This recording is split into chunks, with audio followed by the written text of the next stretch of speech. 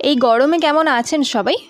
জানি কেউ ভালো নেই, তো ভালো থাকার জন্য একটু রিফ্রেশ হওয়ার জন্য আজকে বানাচ্ছি পুদিনার মোজিতো বা মোহিতো। তার জন্য প্রথমে পুদিনা পাতা তো লাগছেই। আমি একদম টাটকা গাছ থেকে পুদিনা পাতা তুলে নিয়েছি, তারপর সেটা মিক্সির জারেতে দিয়ে দিয়েছি। তাতে দিয়েছি লেবুর রস, হাফ চামচ বিট নুন আর হাফ চামচ জলজিরা, তারপর দিয়েছি বাতাসা। তো আমি এখানে চিনি ব্যবহার করিনি, আপনারা চাইলে চিনিও দিতে পারেন। বাতাসা দিয়েছি আর কয়েক টুকরো বরফ দিয়ে ভালো করে এটাকে ব্লেন্ড করে নিয়েছি।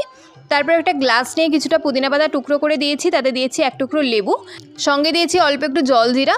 তারপরে পুদিনা পাতার যে পেস্ট বানিয়েছিলাম সেটা দিয়ে তারপর দেব মেন জিনিস, একদম ফ্রিজ থেকে বার করা ঠান্ডা ঠান্ডা স্প্রাইট দিয়ে এটাকে ভালো করে মিশিয়ে নিতে হবে, নাহলে ওপর থেকে কিন্তু এটা ফেনা হয়ে যেতে পারে।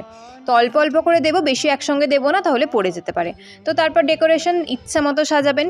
একটা লেবু আমি একটু পুদিনা পাতা দিয়ে সাজিয়ে নিয়েছি। এটা কিন্তু ভীষণ ভালো হয় আর খুব রিফ্রেশিং হয়। বাড়িতে হঠাৎ করে কেউ চলে এলে আপনারা কিন্তু বানিয়ে দিতে পারেন।